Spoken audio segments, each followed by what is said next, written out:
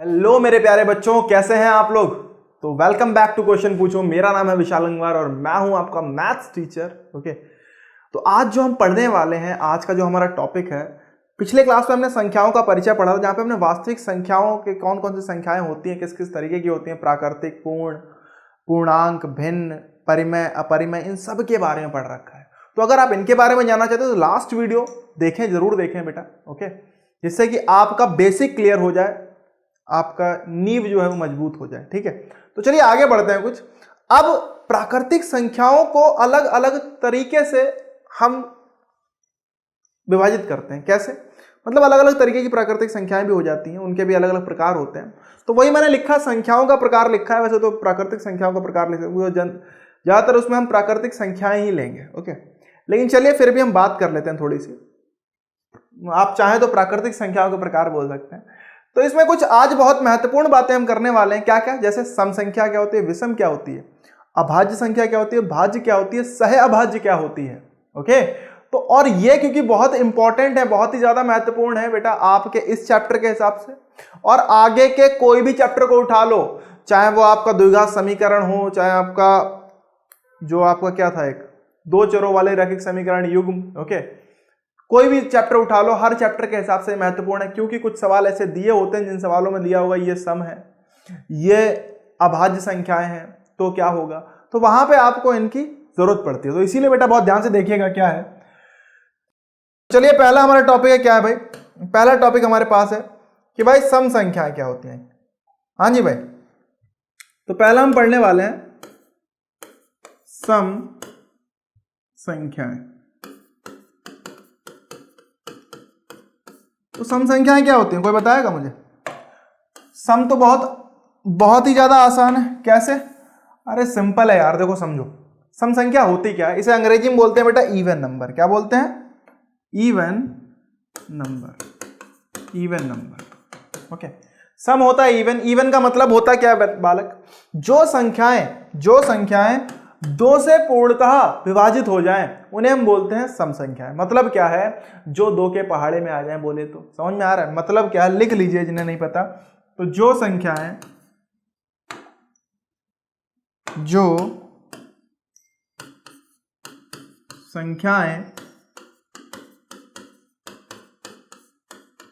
दो से पूर्णतः विभाजित हो जाती हैं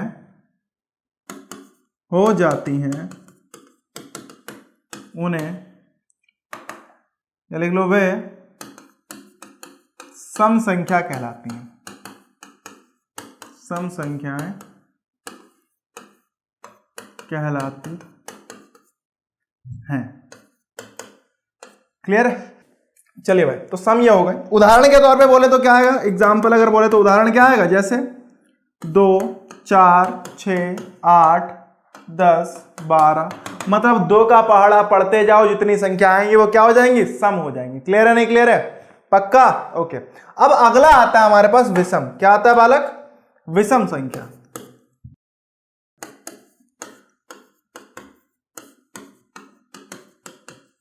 हाँ भाई, ये क्या होती है? तो साधारण तरीके से बोले, सम का उल्टा विषम कर लो। क्या है? कि जो संख्याएं दो से पूर्णतः विभाजित नहीं होती हैं, मतलब क्या है? कि कोई ना कोई शेषफल बच जाएगा। पूर्णतः विभाजित होने का मतलब क्या है समझ लो। जिन्हें भाई नहीं पता कि पूर्णतः विभाजित का मतलब क्या होता है, समझ लो। मान लो मैंने लिखा 4 को अगर 2 से विभाजित करूं तो 2 दूनी 4 हो जाएगा। मतलब क्या है? शेषफल हमारा, मान लो 6 को विभाजित करूं 2 से तो बेटा क्या आएगा? 2 3 6। शेषफल 0 आ जाए, उसे कहते हैं पूर्णतः विभाजित होना। समझ में आ रहा है? वैसे बेटा विषम में क्या होगा? जो संख्याएं, हम बोल सकते हैं जो संख्या 2 से पूर्णतः विभाजित नहीं होती है, विभाजित ना हो, विषम संख्याएं कहलाती हैं। क्या कहलाती हैं बालक? विषम संख्या कहलाती हैं। अरे क्लियर है नहीं क्लियर है? क्लियर है? तो ये बालक विषम कहलाती हैं। अब विषम कहलाते हैं मतलब क्या है? इसका उदाहरण अगर बोलें, जैसे बोले तो जैसे 1 3 5 7 9 11 13 15। समझ में आ रहा नहीं आ रहा? तो बेटा ये हमारी विषम होती हैं कि 1 3 5 7। मतलब क्या है, देखो सम, अगर मान लो एक संख्या आपको सम पता है, समझिएगा,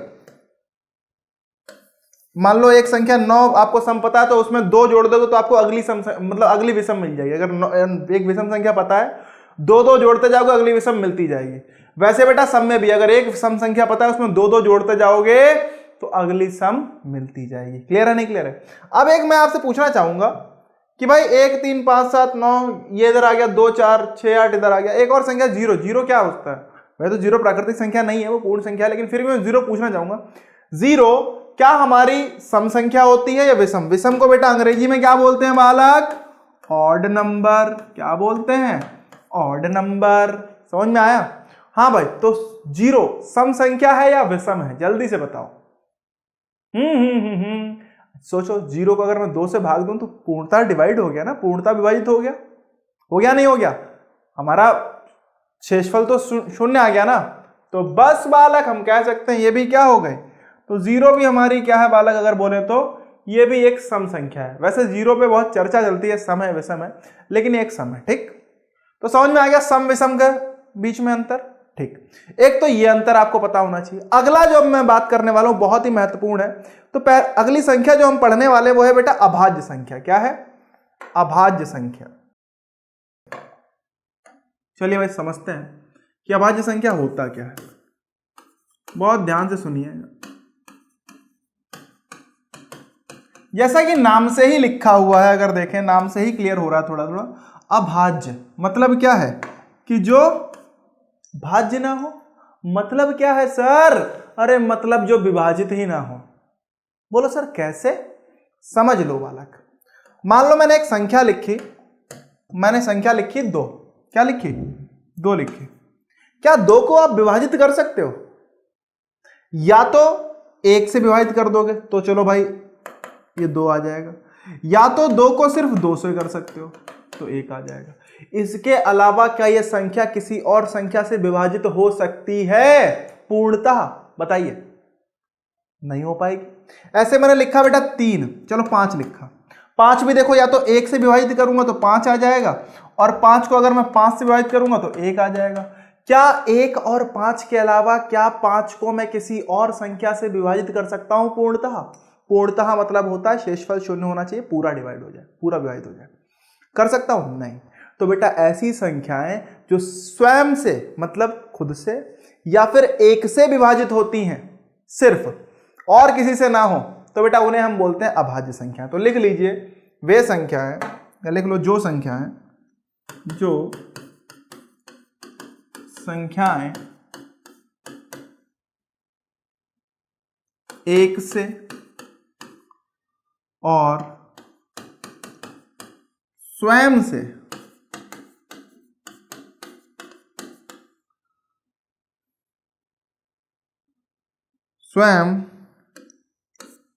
लिख लो अच्छा, के अलावा किसी अन्य संख्या, अतिरिक्त भी कर सकते हो कि अतिरिक्त किसी अन्य संख्या से विभाजित नहीं होती हैं, नहीं होती हैं। क्या कहलाती हैं बेटा? अभाज्य संख्याएं कहलाती हैं। क्या कहलाती हैं? अभाज्य संख्या कहलाती है।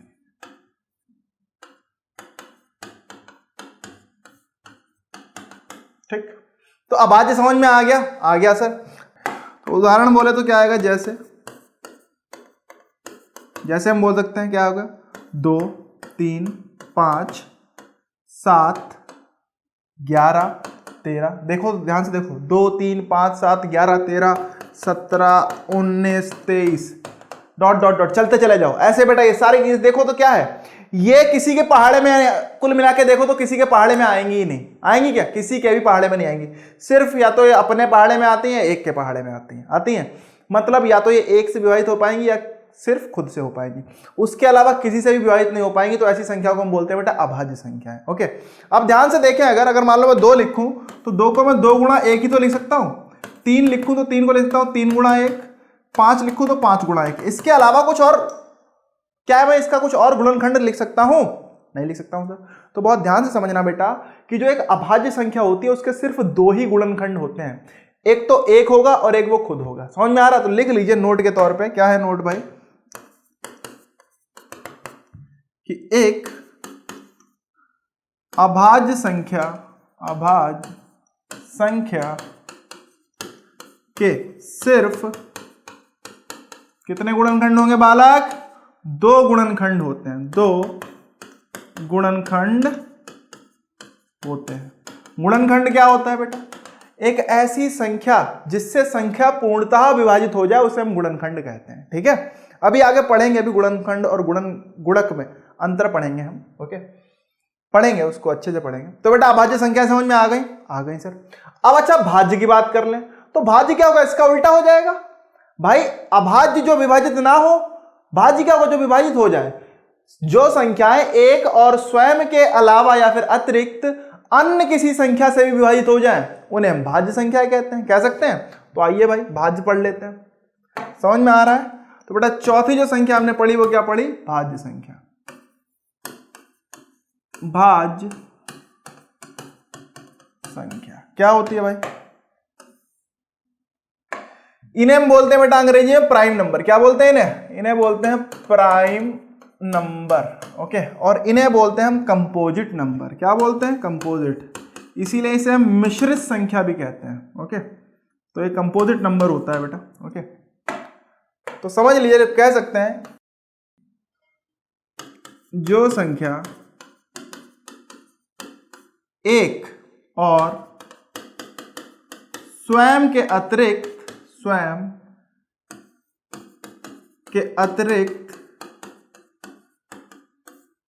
किसी अन्य संख्या से भी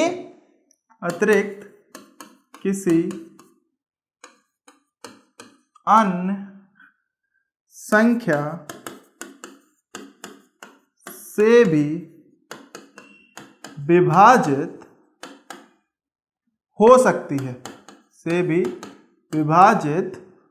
हो सकती है,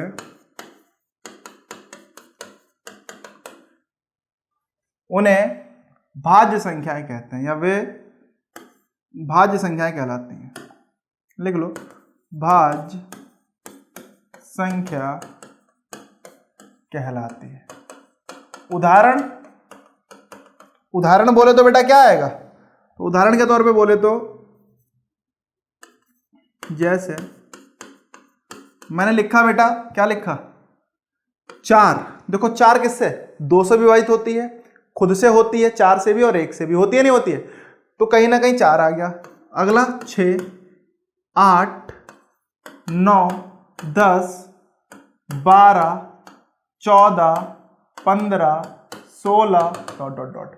मतलब जो भी संख्या देखें किसी और के पहाड़े में, देखो 4 2 के पहाड़े में आता है, 6 2 और 3 के पहाड़े में आता है, 8 2 के पहाड़े में, 4 के पहाड़े में, 9 3 के पहाड़े में, 10 5 के पहाड़े में आ गया, 12 3 2 4 6, 14 7 के पहाड़े में, 15 3 और 5, 16 2 4 8 सबके पहाड़े में आ रहा नहीं आ रहा? तो मतलब देखें तो किसी और के पहाड़े में जो संख्या आती है वो हमारी कहीं ना कहीं क्या होती है? भाज्य संख्या होती है। ओके, तो ये क्या होंगी? ये खुद से विभाजित होंगी, एक से विभाजित होंगी, और कहीं ना कहीं क्या और भी संख्याओं से विभाजित होंगी। जैसे अगर मैंने लिखा बेटा 6, क्या लिखा मैंने लिखा 6, तो देखो बेटा 6 के अगर मैं गुणनखंड की बात करूं तो 6 देखो 2 से विभाजित हो जाता है, पूरी तरीके से पूर्णता हो गया, तो 2 इसका गुणनखंड हो गया। ठीक, 6 को बोलूं तो 6 3 से भी विभाजित हो जाता, तो क्या हो गया? 3 दूनी 6, तो 2 भी इसका गुणनखंड हो गया। 6 बोले तो 1 से भी आता है, 6 आता है, और 6 बोले तो 6 से भी तो होता है, तो 1 आ जाता है, आ जाता नहीं आता? तो देखा जाए तो 4 संख्याओं से विभाजित हो गया। तो इससे हमें क्या समझ में आया कि भाई जो एक भाज्य संख्या होगी उसके 2 से अधिक गुणनखंड होंगे। मतलब अगर 2 हुए तो वो हमारी अभाज्य हो जाती है। देखो कि सिर्फ 2 गुणनखंड होते हैं, ठीक, तो वो अभाज्य होती है। लेकिन अगर 2 से अधिक गुणनखंड किसी संख्या के हो जाए तो वो क्या हो जाएगी? भाज्य संख्या हो जाएगी। तो लिख लेना कि एक भाज्य संख्या के एक भाज्य संख्या के दो से अधिक गुणनखंड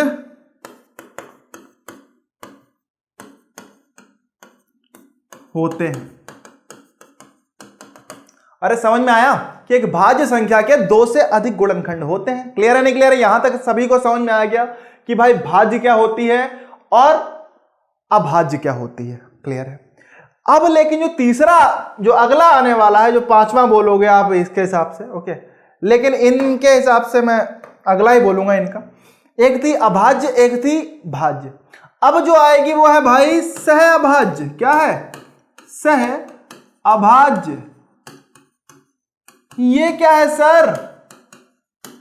सहभाज्य संख्या क्या होती है? बहुत ही मजेदार संख्या है, क्योंकि ये इसी चैप्टर में आपको काम आएगी, इसी पार्ट में अभी आप पढ़ोगे भी, सहभाज्य का प्रयोग भी करोगे आप, तो ये बहुत अच्छे से समझिएगा।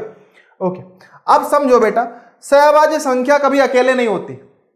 ये क्या होगी? जोड़े में होगी, तीन तिगाड़ा होगा इसका। ओके, मतलब एक से अधिक होने वाली, एक संख्या नहीं हो सकती। सहभाज्य है ना, तो साथी चाहिए इसे, एक चाहिए, दो चाहिए, जितने साथी मिल जाए उतने हो जाएगा, लेकिन अकेली नहीं होगी कभी भी, ध्यान रखिएगा।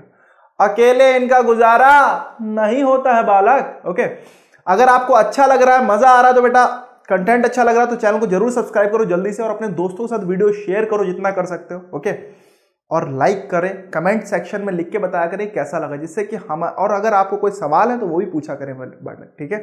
जो नहीं समझ में आता वो भी बताएं, जिससे कि हम उसको और अच्छी तरीके से अगली बार आपके सामने लेके आ पाए। ओके, तो इतनी मदद आप भी करिए जिससे कि हमें पता चल पाए कि हम आपको एक अच्छा कंटेंट दे पा रहे हैं या नहीं। ठीक है बच्चा? तो चलिए सहभाज्य की बात कर लेते हैं। इन्हें अंग्रेजी में हम बोलते हैं बेटा, क्या बोलते हैं? को प्राइम। क्या बोलते हैं? को प्राइम नंबर्स। अब कुछ लोग कंफ्यूजन में होते हैं, बता दूं क्या?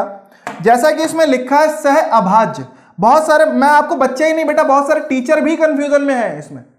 मैंने देखा है बहुत सारा कंटेंट ऐसा पड़ा है जहां पे उन्हें लगता है कि हाँ भाई अभाज्य संख्याएं होंगी इसमें। ऐसा नहीं है, गलत है जो सोच रहा है। ओके, जरा ध्यान से देखो बेटा, सहभाज्य होता क्या है? वे संख्याएं, ओके, या उन संख्याओं का युग्म बोल दो जिनका उभयनिष्ठ गुणनखंड क्या हो? एक हो। ओके, तो हम बोल सकते हैं कि दो या दो से अधिक संख्याएं, दो या दो से अधिक संख्याएं जिनका उभयनिष्ठ गुणनखंड, उभयनिष्ठ गुणनखंड का मतलब क्या है? एचसीएफ की बात कर रहे हैं। किसकी बात कर रहे हैं? जिनका उभयनिष्ठ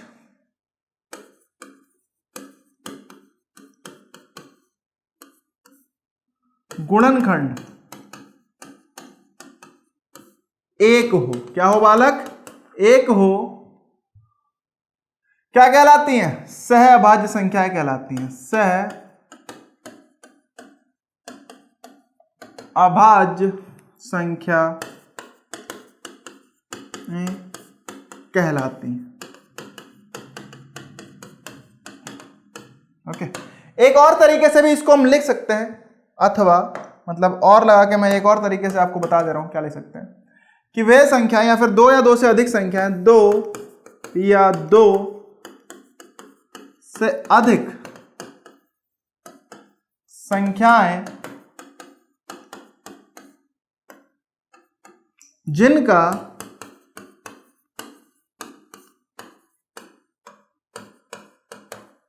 मासा, मासा जानते हो ना, HCF बोलते हैं,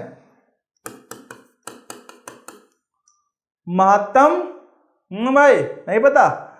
महत्तम संख्या बोल देते हैं कहीं कहीं, कुछ किताबों में, कुछ किताबों में बोलते हैं महत्तम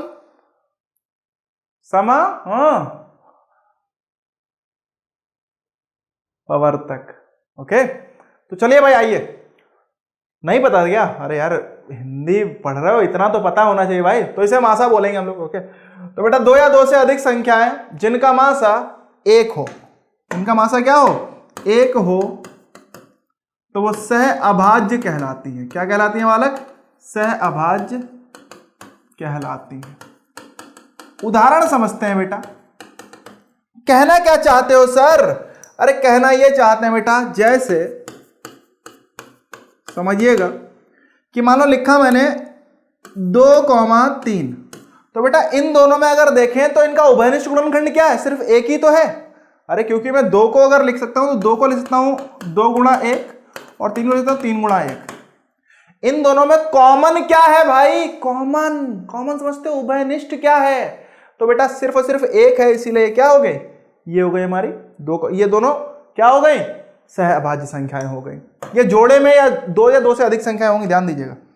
मान लो मैंने लिखा, समझिए एक और लिखता हूं, लिखा मैंने 6,7, देखो समझो ये अभाज्य जरूरी नहीं कि अभाज्य हो, समझिएगा। देखो यहां पर ये क्या है, ये तो एक भाज्य संख्या है ना, लेकिन इन दोनों संख्याओं का अगर उभयनिष्ठ गुणनखंड देखूंगा तो सिर्फ और सिर्फ क्या मिलेगा, एक मिलेगा साहब, मिलेगा। और इसीलिए बेटा ये क्या है, ये भी हमारी क्या है, सह अभाज्य संख्या है। समझ में आ रहा है, नहीं आ रहा है, आ रहा है सर। अगला देख लो, मैंने लिखा 15,16, 15,16 में भी क्या है, कुछ भी कॉमन नहीं है, मतलब क्या है, इनमें भी सिर्फ और सिर्फ उभयनिष्ठ गुणनखंड इनका एक ही आने वाला है। इनका भी मासा अगर निकालूंगा तो क्या आएगा, एक आएगा, इसीलिए ये भी क्या है, ये भी सहभाज्य है। जबकि दोनों देखूं तो क्या है, दोनों भाज्य संख्या है, लेकिन फिर भी ये दोनों क्या है, सह अभाज्य। क्योंकि देखो बेटा 15 को लिख सकता हूं कैसे, 3 गुणा 5, ओके, गुणा 1 मान लो, चलो ऐसे लिख दिया, और 16 को लिखता हूं 2 गुणा 2 गुणा 2 गुणा 2 गुणा 1। तो देखो बेटा बाकी कुछ तो दिख नहीं रहा, बस एक ही है ऐसा, यही एक दिख रहा है कि हाँ भाई कॉमन है नहीं है। तो सिर्फ और सिर्फ क्या हुआ, क्योंकि इनका HCF या फिर बोलो मासा एक आ गया, इसलिए बेटा क्या है, ये सहभाज्य संख्या है। तो मेरे हिसाब से आपको समझ में आया कि भाई सम क्या होता है, विषम क्या होता है, अभाज्य क्या होता है, सहभाज्य क्या होता है और भाज्य क्या होता है। ओके, तो ये कुछ संख्या के प्रकार थे जो आपको समझने थे, सीखने थे। ओके, बेटा नोट क्या है वो समझ लीजिए कि भाई हमने अभाज्य संख्याएं पढ़ी थी, भाज्य संख्याएं पढ़ी थी और हमने सहभाज्य संख्याएं पढ़ी थी। अब भाज्य पढ़ ली, अभाज्य पढ़ ली, तो बेटा भाज्य संख्याएं कौन कौन सी होती थी, भाज्य संख्या हमारी जैसे 4 हो गई, 6 हो गई, 8 हो गई, 9, 10, 12, 14, 15, ऐसे ये भाज्य संख्याएं हो गई। अभाज्य संख्या ये भाज्य हो गई, कौन सी हो गई, भाज्य। ओके, अभाज्य क्या हो गई, ये बेटा हो गई हमारी 2, 3, 5, 7, 11, 13, 17, ... 19, ठीक, ऐसे करते करते हो जाएंगे। लेकिन एक बात बताओ, ये 2, 3, 4 इधर हो गई, तो बेटा हमारी वो कहां गई, एक कहां गया, एक कौन संख्या, भाज्य या अभाज्य। मैं आपको बता दूं आपके इंफॉर्मेशन के लिए बेटा, तो पहला नोट लिख लीजिए कि एक ना ही हमारी भाज्य संख्या है ना ही अभाज्य। तो लिख लीजिए, एक ना ही भाज्य है ना भाज्य संख्या है और ना अभाज्य है। ठीक है, तो बेटा एक आपकी ना भाज्य में आती है ना अभाज्य में आती है। क्यों, क्योंकि देखो बेटा अभाज्य क्या होती हैं, जिनके कम से कम 2 गुणनखंड हो। तो क्या एक के 2 गुणनखंड होते हैं, एक को बस एक ही लिख सकते हो यार, लिख सकते हो नहीं लिख सकते हो, ये सिर्फ एक से विभाजित होती है, स्वयं का कोई मतलब ही नहीं ना, स्वयं भी एक ही है। ओके, और 2 से ज्यादा भी नहीं है इसके, तो इसीलिए बेटा ये भाज्य भी नहीं है, तो इसीलिए किसी की श्रेणी में नहीं आती। दूसरा, अगर मैं आपसे पूछूं कि आपकी सबसे छोटी अभाज्य संख्या क्या होगी, तो देखो 2 होगी सबसे छोटी अभाज्य संख्या, होगी नहीं होगी। और यही बेटा इकलौती, जरा ध्यान से देखो सभी संख्याओं को, तो यही सिर्फ इकलौती सम अभाज्य संख्या होती है। उसके बाद जितनी भी अभाज्य संख्याएं देखोगे सारी की सारी विषम मिलेंगी। क्या मिलेंगी, विषम मिलेंगी। तो हम बोल सकते हैं कि 2 सबसे छोटी अभाज्य संख्या है, साथ ही 2 एकमात्र सम अभाज्य संख्या है। क्या है, संख्या। ओके, समझ में आ गया नहीं आ गया। तो 2 सबसे छोटी अभाज्य संख्या भी है और साथ ही 2 एकमात्र समअभाज्य संख्या है। क्लियर है नहीं क्लियर है, तो ये हो गया। अब अगर सबसे छोटी भाज्य संख्या की बात करें तो बेटा सबसे छोटी भाज्य संख्या होती है 4। क्या होती है, 4। तो लिख लीजिएगा, तीसरा नोट है हमारे पास, क्या है भाई कि सबसे, क्या लिख लो, 4 सबसे छोटी भाज्य संख्या होती है। ओके, तो यहीं पे मैं कह सकता हूं कि हाँ भाई यहां पे हमने इसको एंड कर दिया। ठीक है बच्चा, अब अगली कक्षा में हम पढ़ने वाले हैं क्या, हम पढ़ने वाले हैं हमारा पहला जो गुणनखंडन विधि है वो पढ़ने वाले हैं। ओके, और जो प्रमेय पहली है वो पढ़ने वाले हैं। तो चलिए अगली क्लास में मिलेंगे। ओके, पढ़ते रहिए और आगे बढ़ते रहिए। ओके, और टेंशन फ्री रहिए, सब कुछ एक A to Z सब कुछ पढ़ाने वाला हूं। ओके।